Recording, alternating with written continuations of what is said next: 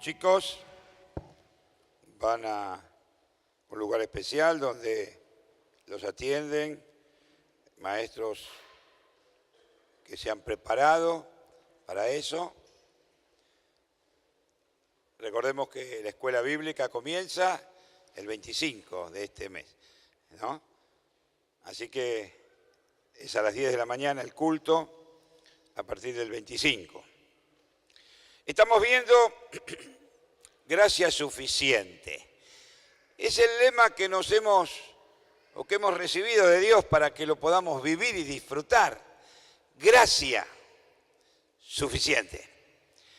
Y estábamos viendo desde el domingo pasado, tanto por la mañana y el mensaje también por la noche, diferente al de la mañana.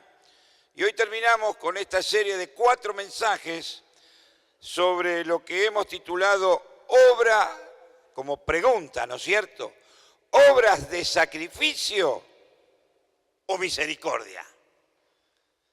Bueno, de acuerdo a lo que creamos, de acuerdo a lo que esté en nuestros corazones, será la respuesta.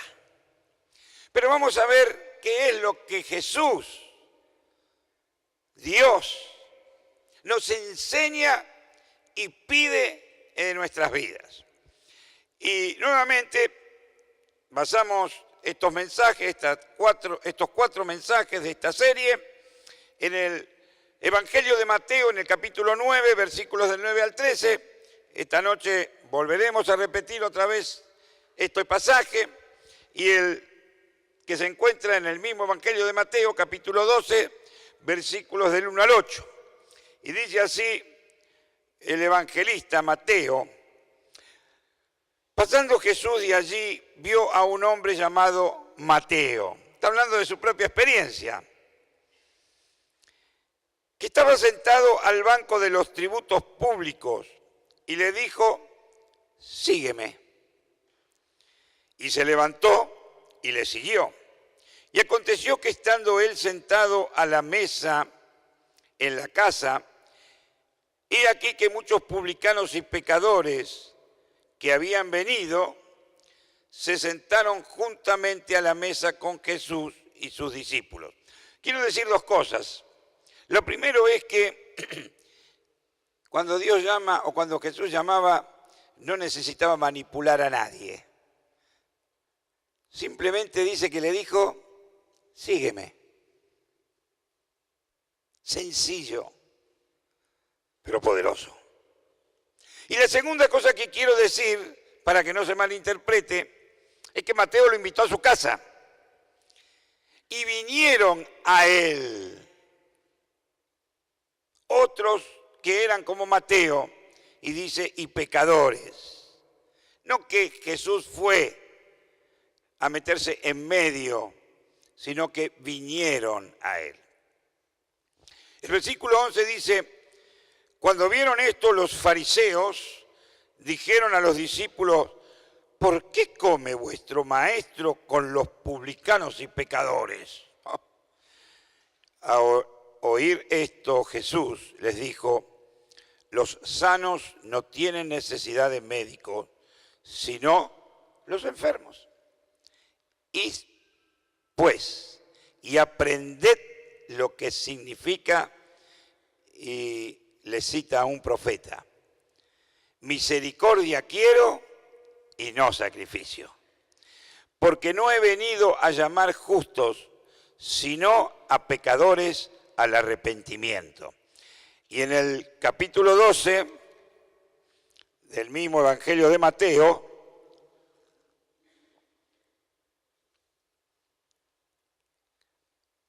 versículo 1 en adelante, dice: y en aquel tiempo iba Jesús por los sembrados en un día de reposo, y sus discípulos tuvieron hambre. Parecen los hombres de Arroyito, ¿no? Y comenzaron a arrancar espigas y a comer.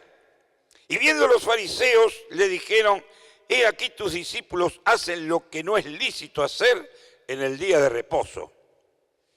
Pero él les dijo: ¿no habéis leído lo que hizo David? Cuando él y los que con él estaban tuvieron hambre, cómo entró en la casa de Dios y comió los panes de la proposición, que no le era lícito comer ni a él ni a los que con él estaban, sino solamente a los sacerdotes? ¿O no habéis leído en la ley cómo en el día de reposo los sacerdotes en el templo profanan el día de reposo y son sin culpa? Pues os digo que uno mayor que el templo está aquí. Y si supierais qué significa, y otra vez vuelve a citar al mismo profeta, varias veces Jesús citó este versículo: misericordia quiero y no sacrificio. No condenaríais a los inocentes, porque el Hijo del Hombre es Señor del día de reposo. Dos historias. Estas dos historias que hemos leído nos ayudarán a entender este dilema que existe entre sacrificio y misericordia. En la primera historia que hemos leído, en el capítulo 9 de Mateo, Jesús está comiendo con pecadores, con gente de mala vida, con aquellos que eran segregados por los que guardaban la religiosidad. Es decir, entre nosotros, con un término medio callejero, estaba comiendo con la mafia, con los mafiosos, con los sinvergüenzas. Los otros que aparecen en esta historia que cuenta Mateo eran los religiosos, los que guardaban la ley, los que hacían sacrificios, es decir, los que llamaban fariseos. Guardaban estrictamente lo que Dios había mandado por medio de Moisés. Y como eso era poco, habían añadido 500 preceptos, casi imposibles de cumplir, pero ellos lo hacían. Eran los buenos, eran los que se llamaban los hijos de Abraham, de Isaac y de Jacob. Como si el problema para estar delante de Dios se soluciona con el problema del ADN. Ellos tenían el ADN de aquellos héroes de la fe. Y como eran descendientes, entonces ellos creían que estaban justificados. Y no como estos publicanos, que eran simplemente cobradores de impuestos. Yo cuando lo prediqué este mensaje hace más de, porque lo repito, no aquí, pero es un mensaje que prediqué en otra iglesia hace 20 años. Y entonces en ese momento hablé de un tal Montoya. Claro, ustedes no saben quién es, pero andá a preguntarle a uno de allá de Buenos Aires quién es Montoya. Era ese que se disfrazaba de Papá Noel o de no sé de qué y te ponía, no pagó los impuestos, no pagó los impuestos, no pagó los impuestos, recaudador de impuestos. Ese triste y célebre Montoya. Así eran, estos eran los cobradores de impuestos, pero eran peor que este Montoya. Montoya era un nene, un bebé de pecho, porque esta gente que sí eran llamados publicanos y que eran considerados pecadores, cobraban impuestos no para el gobierno de la nación, sino para un imperio extranjero que los estaba acosando, que los estaba extorsionando, que les estaba sacando aún las ganas de vivir. Y como si esto fuera poco, parece un anuncio, ¿no? Y como si esto fuera poco, parece que los muchachos tenían la fama de que a lo que el imperio ponía como cuota de impuesto, le agregaban un poquitito. Y entonces se hacían un buen colchón. Es decir, robaban. Eran traidores porque cobraban para el imperio extranjero. Y eran ladrones porque cobraban más de lo que el imperio les estaba exigiendo. Qué prontuario, digo yo, ¿no? Traidores y ladrones. ¿Qué tal? Mirá qué nenes. Y estos se fueron a sentar con Jesús. Claro,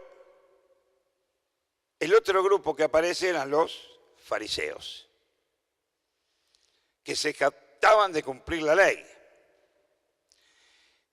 que podríamos decir eran los fieles, eran los decentes, ni traidores ni ladrones. Eran los que tenían la autoridad de señalarlos. Y como se creían con esta autoridad, porque aquel que es fanático de sus tradiciones y de su Dios, y digo Dios con minúscula, son igual que los fariseos, fanáticos de sus tradiciones y de su Dios, no de Dios, de su Dios. Condenaban sin misericordia a estos traidores y ladrones. ¿Se imaginan? ¿Habrá fariseos hoy? ¿O solamente existieron en la época de Jesús? Ahora a mí me llama la atención estos fariseos. Estaban siempre donde Jesús estaba. Pero no porque iban a escucharlo, no porque querían aprender, sino porque estaban buscando en qué podía caer y fallar Jesús para prenderlo y matarlo. Bueno, lo prendieron y lo mataron, pero lo prendieron y lo mataron no diciendo la verdad, porque lo acusaron de algo que realmente es Cristo, Dios, el Hijo de Dios. Ellos estaban buscando un desliz de Jesús. Y claro, ¿saben? Cuando lo ven comiendo con los publicanos y pecadores, ellos que eran tan puros, ¡ay, qué bochorno, qué vergüenza! ¿Cómo este que dice ser maestro de la ley está con esta gente? Y entonces, como eran pícaros, porque eran pícaros, y eran éticos, entre comillas, ¿saben lo que hicieron? Callados, en silencio, no dijeron, Jesús está comiendo con los publicanos la ley. No. ¿Saben lo que hicieron? Le dijeron a los discípulos, los llevaron aparte para que nadie se enterara.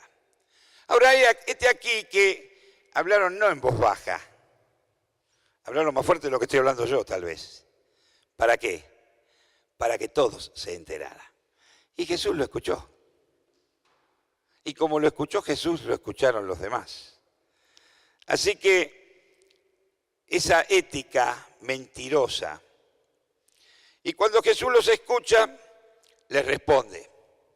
Porque Jesús no se callaba ante la injusticia y ante el pecado.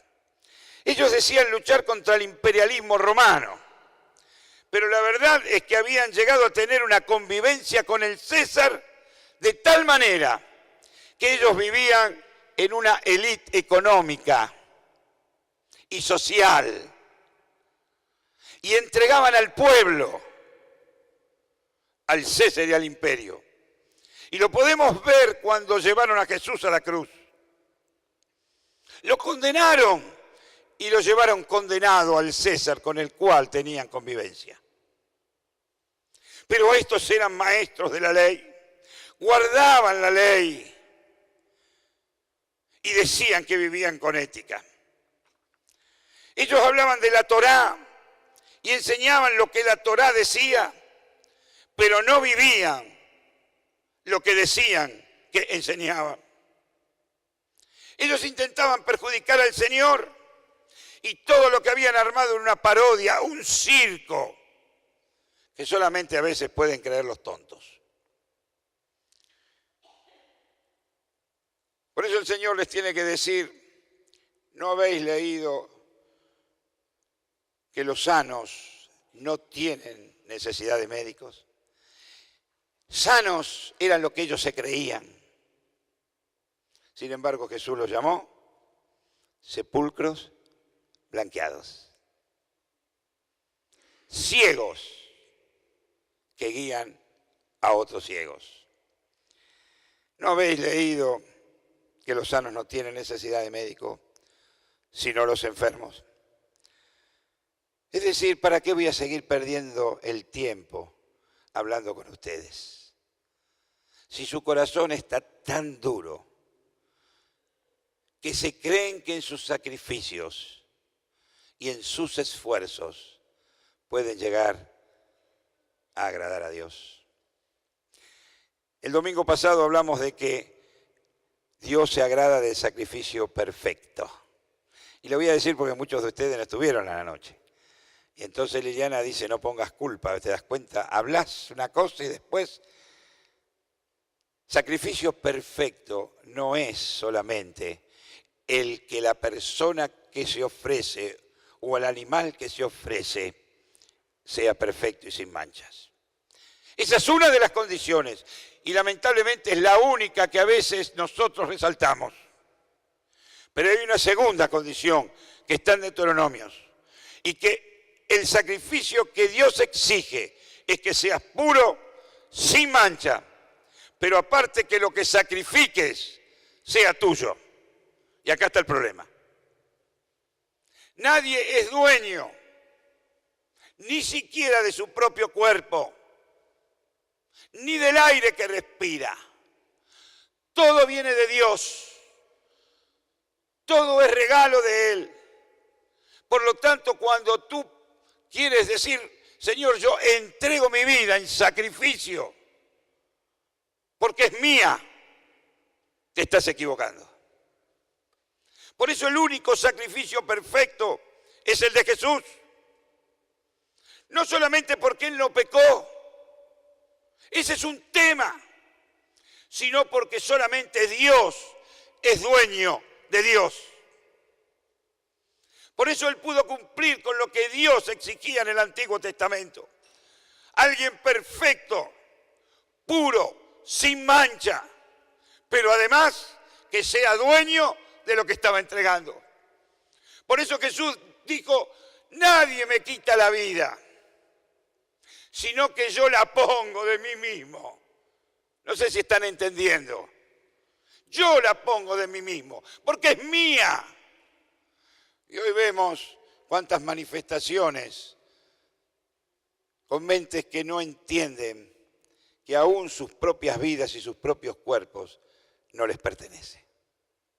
Son entenebrecidos en sus conciencias, porque lo que tienen es por gracia de Dios. Por eso cuando ofrendamos decimos, de lo recibido de tu mano te damos. Es tuyo. Por lo tanto, aunque tú no hayas pecado nunca, aunque tú seas perfecto y quieras entregar tu vida como sacrificio perfecto, es imperfecto. Y estos creían que cumpliendo ciertas leyes estaban ofreciendo el sacrificio que Dios demandaba. Por eso Jesús le dice, harto de estos sacrificios estoy. Lo que yo quiero es un corazón contrito como hemos cantado, humillado delante de mi presencia, que reconoce que mi sacrificio por ti es lo único que tiene valor delante de Dios. Pero no entendían esto. Ellos vivían fanáticos de su ley, de sus preceptos. Ellos vivían pensando que lo que ellos hacían agradaba a Dios. Y entonces Jesús les tiene que decir, tardos de corazón, es por gracia, es por misericordia de Dios, no por obras. El segundo, o la segunda historia que cuenta Mateo, es similar. Era un día de reposo. El día de reposo no se podía hacer nada. Lo único que se podía hacer era comer lo que ya habían preparado el día anterior. Podían caminar una cierta cantidad de metros. Si vos caminabas más de esa cantidad de metros, ¡pecado! ¡Condena! ¡Juicio! Ahora Jesús, yo no sé si habrá ido el viernes, porque el sábado era el día de reposo, habrá ido al monte, ahí al campo que estaba a las afueras de la ciudad, porque tenemos que ver ciertos detalles en cada historia. ir de la ciudad al campo, caminar eso, era mucho más que lo que la ley permitía. Así que yo creo que Jesús estaría ahí caminando por el campo. Habría ido el viernes y por ahí se quedó a dormir así. Y claro, los apóstoles tenían hambre. Habría llegado el mediodía. Como cuando yo llego a mi casa y no hay nada, empiezo a protestar. Y no me digan que los demás no. El malo de la película siempre soy yo. Cuando el hambre ataca, tenés ganas de comer. Así que los apóstoles, como estaban en el campo, había espigas. Y evidentemente que está en el campo, tiene las manos sucias. ¿O no? Está con la tierra ahí. Así que empezaron a frotar espigas con las manos sucias, empezaron a comer. Trabajaban y con las manos sucias. Y ahí estaban los fariseos. Ahora yo pregunto, ¿los fariseos también se habrán ido a dormir donde Jesús se fue a dormir? Porque ellos habían violado una ley. Porque ir de la ciudad donde estaba Jesús era pecado. Ah, pero no importa, ellos eran sin mancha. Estaban buscando la ocasión de ver cómo podían hacer para condenar a Jesús. Y entonces ya ahí la ética no servía. Porque no había mucho público, ¿vieron? No era como en el anterior que había mucho público alrededor. Y entonces hicieron que lo iban a decir en voz baja, pero le dieron con un caño. Sino que al ver esto, ya la ética no iba. Entonces, para que la gente los escuchara y vieran lo que Jesús y sus discípulos estaban haciendo, empezaron a los gritos. ¡Ay, ay, ay, qué horror! Se rasgaban las vestiduras, gritaban a lo loco. Entonces la gente dice, ¿qué pasa? ¿Qué pasa? Fueron todos. Y otra vez armaron su circo. Y otra vez Jesús los dejó sin palabras. Otra vez Jesús les mostró con lo que ellos mismos enseñaban y decían, que lo que enseñaban y decían no era con el sentido con el que ellos lo hacían. Y entonces le muestra dos personas, o dos grupos, dos instituciones. Una era David. David era el líder. ¿Quién era David? Aquel del cual nacería.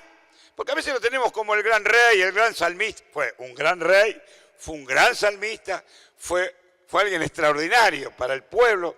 Pero lo más importante de David es que de David iba a venir el Mesías que todavía están esperando y que ya vino, que era Jesús. Era una institución para ellos. ¿Quién se podía poner a hablar mal de David? El que mató al gigante. El que derrotó a sus enemigos filisteos, el que hizo grande el imperio porque ellos soñaban con un imperio. Se quejaban del imperio romano, pero ellos quieren tener un imperio igual y sojuzgar de la misma manera, en la carne. Por eso es que esperaban un Mesías que no pudieron reconocer, porque no esperaban un Mesías lleno de amor y de misericordia, sino que esperaron un Mesías con espada para poder poner de rodillas a aquellos que ellos consideraban que eran sus enemigos. Aquellos que no tenían el ADN de Abraham. O aquellos que teniendo el ADN de Abraham, como los publicanos, vivían a la sombra del imperio que los sojuzgaba. Y entonces él le dice, ¿no habréis leído cómo David pecó para ustedes, pero no para Dios? Es decir, le está mostrando que realmente eran unos fariseos e hipócritas. Por eso muchas veces nosotros cuando hay un hipócrita decimos, ¡qué fariseo! Porque mentían, decían que vivían una cosa y vivían otra.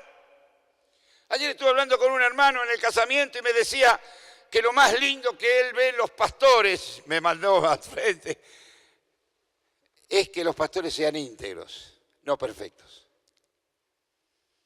Y yo les decía, lo más lindo que los pastores pueden ver en los miembros es que los miembros sean íntegros, no perfectos. ¿Sabés por qué? Porque si sos perfecto, la gracia está de más. Pero si sos íntegro, la gracia es suficiente. ¿Te das cuenta?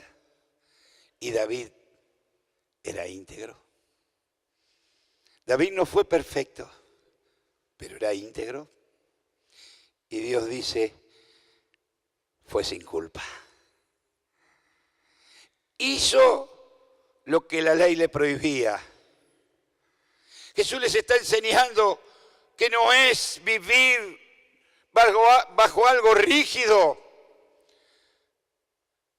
No es vivir por lo que puedo hacer y con eso agradar, sino que lo que Dios se agrada es que sus hijos vengan, como enseñó Jesús, y le digan, Padre, Papito.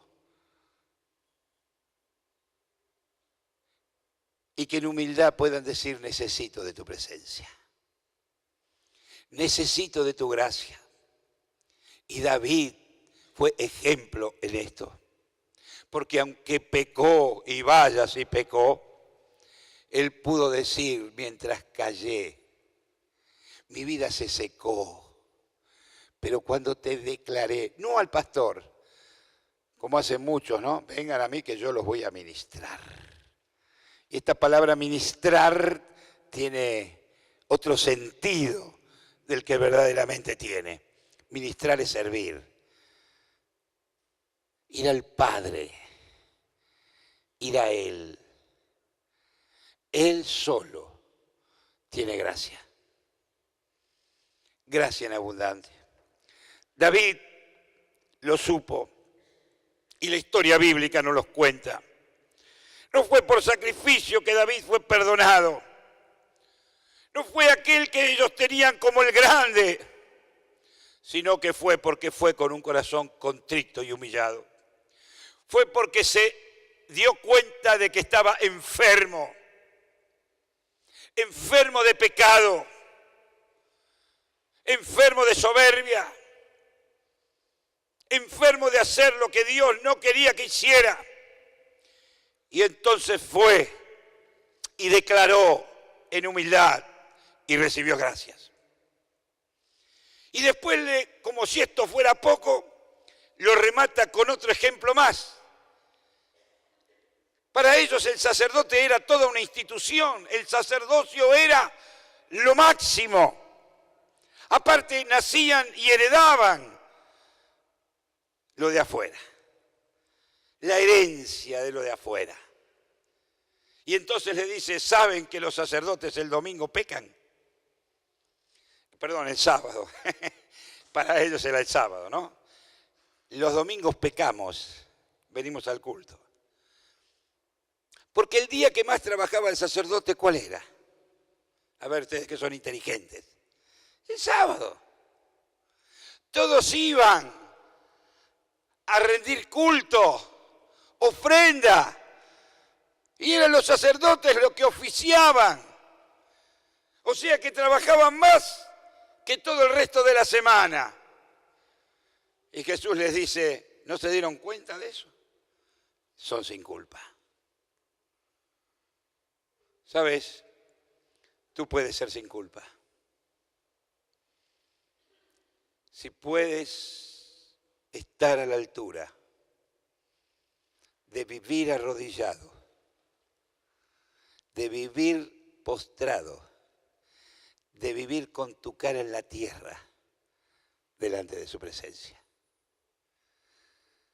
No es en la altura,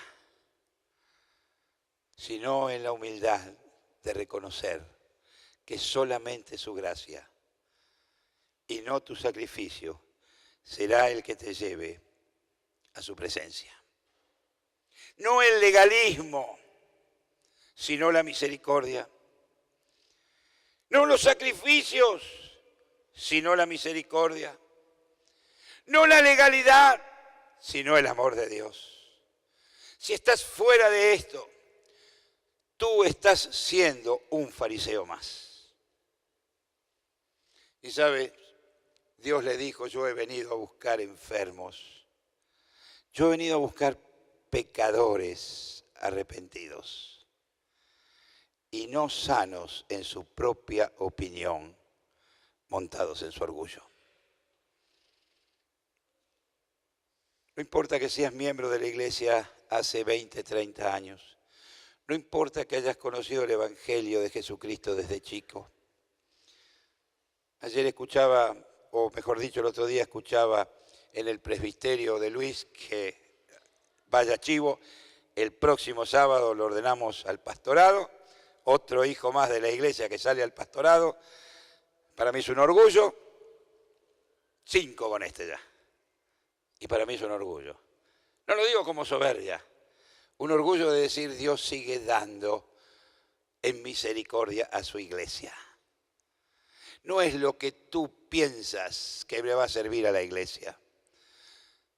Lo que le ha de servir a la iglesia y a los que están fuera. Y esta noche vamos a hablar de eso. Los que están fuera. A los que Dios quiere traer dentro. Por tu testimonio. Porque tú eres sal y luz. A eso nos llamó el Señor. Pero a veces estamos tan encerrados en ser sal y luz que este lugar está resalado. Dirían los españoles, resalado y reiluminado. Sin embargo, afuera falta el sabor y falta la luz. Por eso lo que yo quiero que en esta mañana la iglesia pueda ser consciente de que necesitamos volver una y otra vez al verdadero llamamiento de Jesucristo. No quiero sacrificios.